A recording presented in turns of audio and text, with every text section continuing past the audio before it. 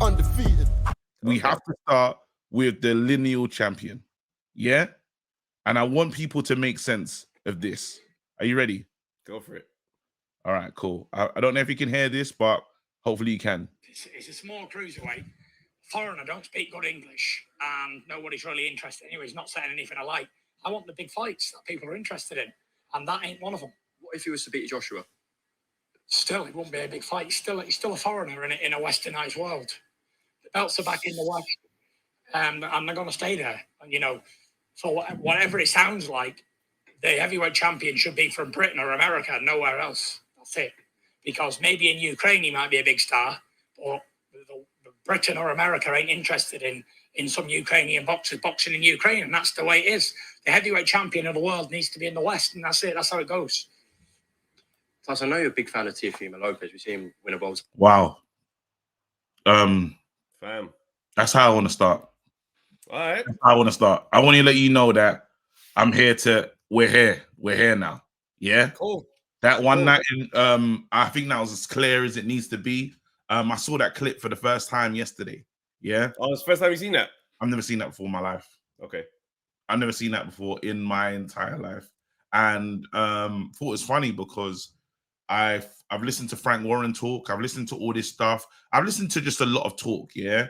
And all I'm going to say is disappointment on major levels. I say you've been harking on for a long time talking about people don't keep the same energy. People don't treat these guys right. People ask dumb questions. I never forget when someone said to Dillian, when you become the champion, are you gonna be a champion that we can admire? Are you gonna be this?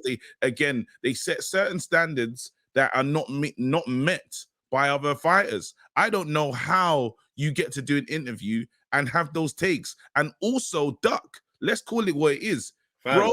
Duck, like, listen, it's quacking. That's what it is right now. Settings. If it looks like a duck, moves like a duck, and sounds like one, call it by name. Yes, but that is disgusting as a piece of information, and it was unnecessary. That's the worst part. It was unnecessary. He's like, you're right now. What do we frame that in? You lot listen to it.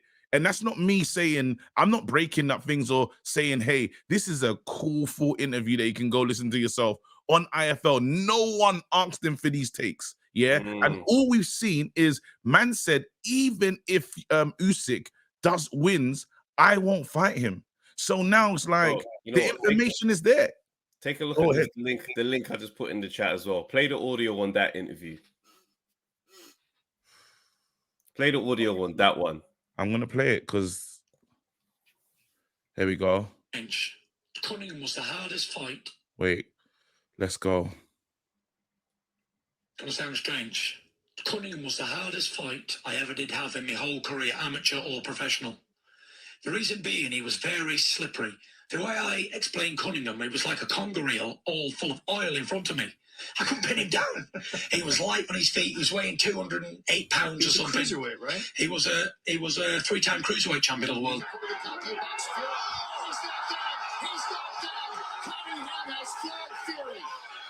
That sounds strange. If anyone thinks this man that's come out and said all these things is not scared about my man, they're lying to themselves, fam. And I'm gonna start in another place as well, right? Because Tyson Fury came out and made a quote recently, and people just accepted the quote and didn't really look in between the lines. He goes, "I believe that I could beat any man born from his mother in my era, in any decade, in any century. In one-on-one combat, I'd beat them in a fight. I've never met anybody who could beat me yet, and I don't intend to. I've never met anyone who could beat me yet, and I don't intend to." Now, there's one way you could look at that and think, oh, yeah, he's talking big. There's no... And then another hand, it's like, you plan on ducking any serious brothers in this team. No, like, it's insane. I like where you're going. And I like your trailer for is trailing. That's what I'll say right now. You've looked at the situation and we have to call this out. This is disgusting. This is not someone, yeah. And there's previous. This is not, let's not act as if this is weird. There is previous. I can't believe, yeah, These lot are harking on and talking about rematch this, rematch that. When you've had a bag of fights with the same person, that's one part to play in, yeah. But then let's talk about honoring things, yeah. There was someone that was meant to get a rematch that never got his rematch in Klitschko. With everything he's brought to the game, he deserved a rematch. You went on a madness. You went on I'm gonna call it an excursion.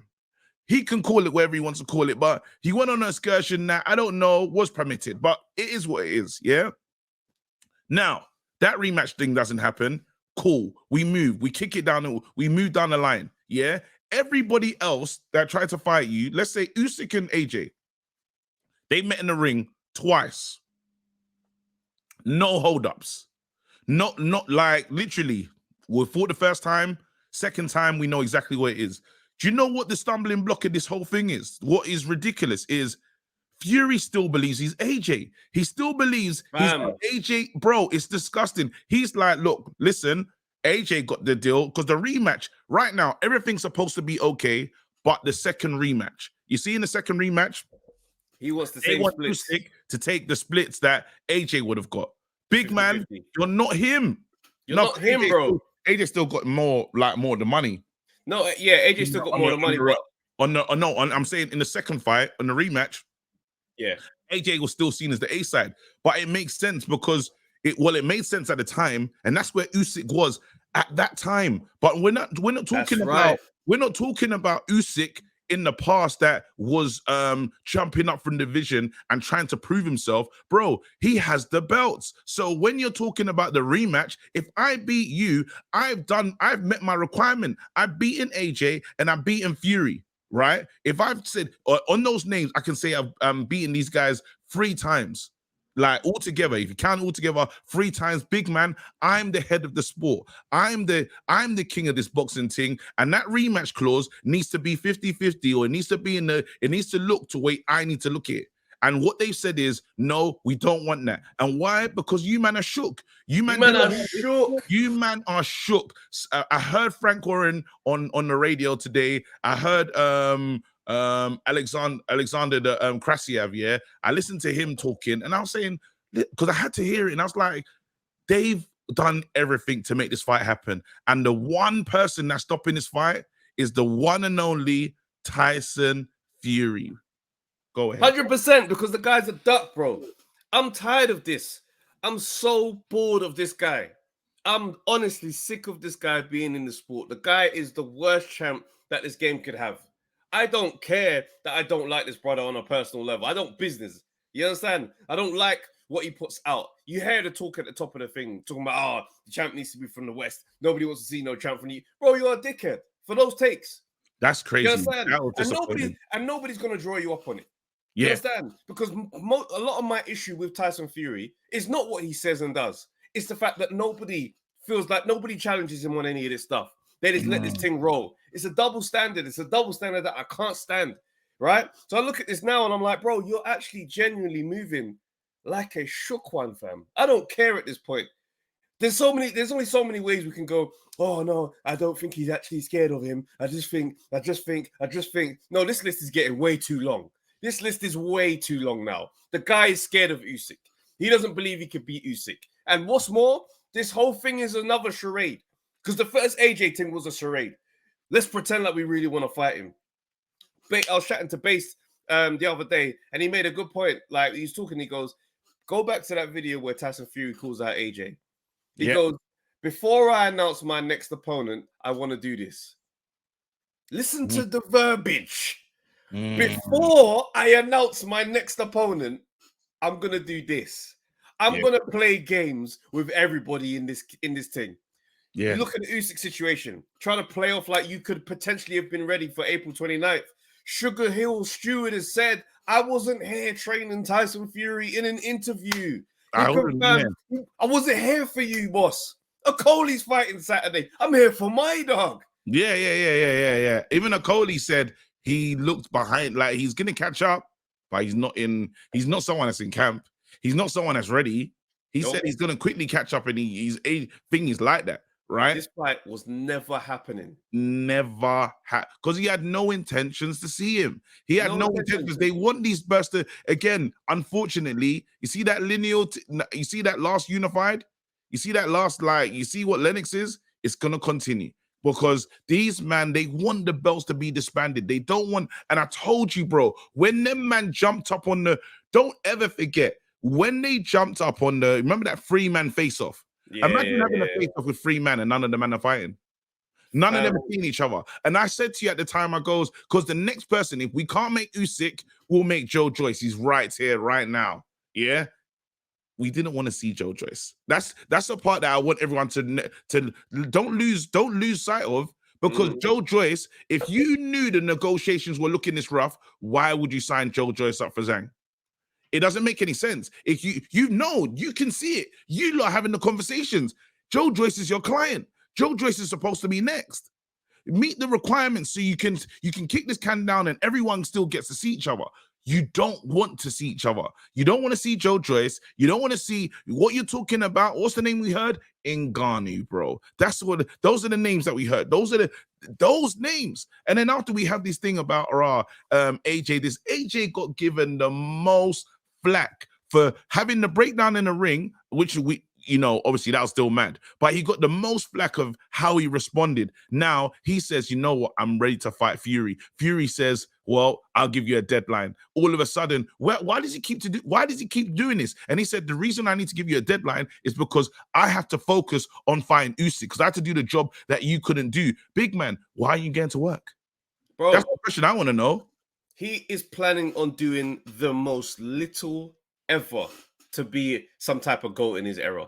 He wants to do the least possible fighting to get anything. It's pathetic. It's a disgrace. Pathetic. No, Lennox Lewis, we've never heard of an athlete trying to campaign for his record to be broken more than Lennox Lewis.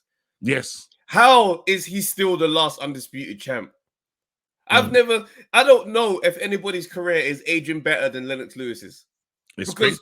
What he did at his time, we probably took that for granted and just assumed, yeah, well, that's what a champion's supposed to do. That's how they're supposed to behave. That's normal stuff. And as we go forward, we realize, no, actually, it's quite rare. It's quite rare. Yeah. That man actually get into fights where they can potentially lose everything.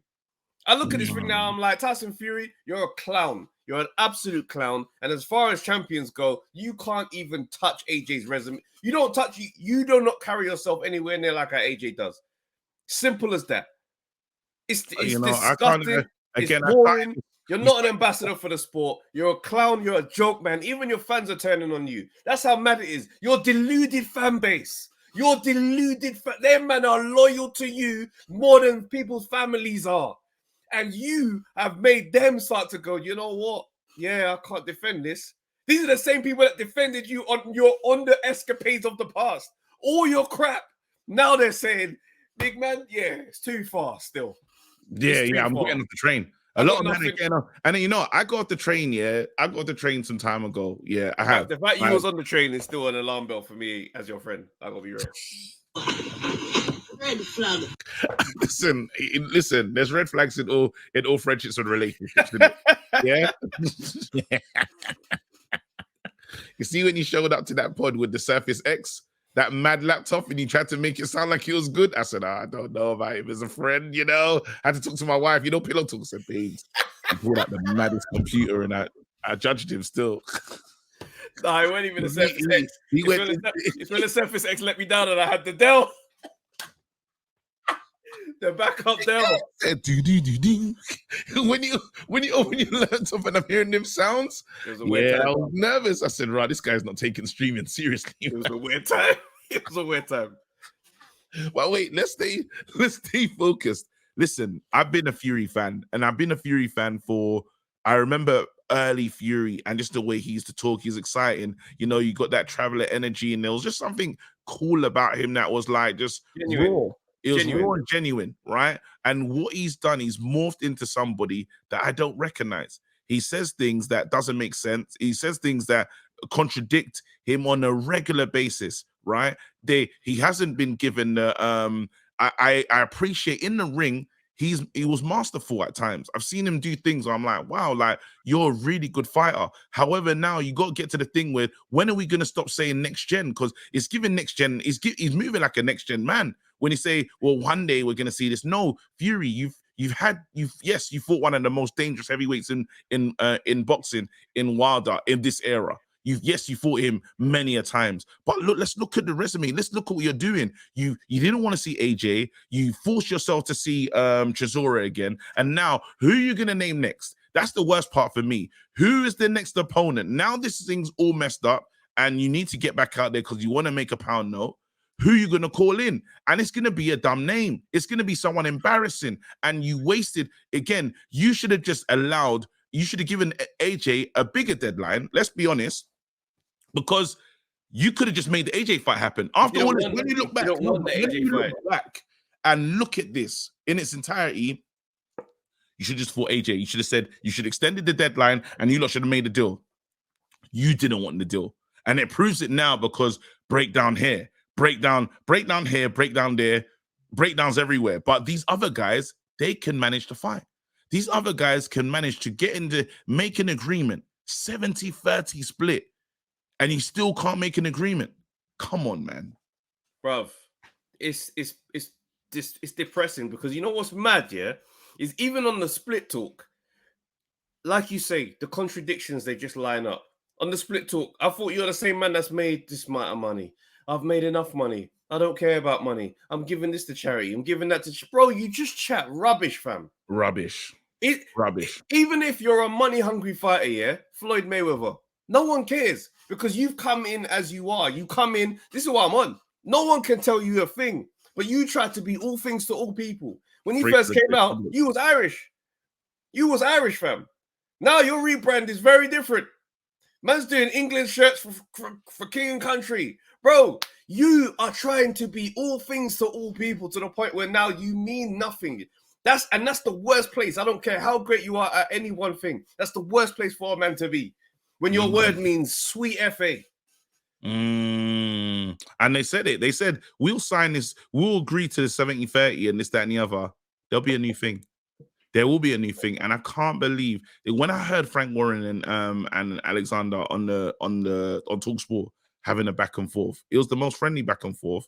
But one thing that came out from there is they're like, this thing has stumbled on one thing. We agreed who walks out first. We've agreed the flights. We've agreed everything except this rematch bit. The split. And I'm like, the split on the rematch. And he's like, he's gonna make the most money he's ever seen. He compared Alexander Usyk to Barnett versus Man United. Are you taking the piss? Fam, like, come on, man. On the details of the split, what Usyk's team want is on the rematch 70-30. So if I beat you, I get 70-30. Absolutely. Right? He's saying they want him to have 50-50 in the rematch, right? Because he's trying to compare to what the AJ thing is. Now, what they are trying to do is not allow him to have any clout from the AJ fight. So he must still behave like a challenger, even though he's the unified champ, after beating AJ, and just come in and take our terms. Taking the piss. Usyk is saying, I'll take 70-30 for this fight. But if I beat you, I want 70-30 in a rematch. Absolutely. And I'm like, why do you not feel like you need to be giving this guy anything? You're not gonna. This guy's the unified champ. The reason why this fight is happening is because he holds the 3 titles that you don't have. So for me, I look at this thing and I'm like, yo, listen, as much as people want to act like belts don't mean nothing, this fight is for undisputed. Yeah? It's a valuable fight. It's not as valuable as winning for AJ, because them men have confirmed this pay packet is 3 times smaller. Like, we got played way more. I wonder why that is. Bruv, and that wasn't even undisputed. So all this cash cow talk or anything about him leading the way in any capacity, dead it. Like, kill it for real. Them men are over there in their heads deluded. They're trying so hard to present and fake it till they make it so they can actually make some peas. It's not there. It's not real. It's not your thing. Just relax. Play the game at your level, your financial lane. You're trying to act like you're some big ticket for Usyk. Usyk's like, bro, I've already got the big ticket. All I want now is for you to not violate my thing. You know what?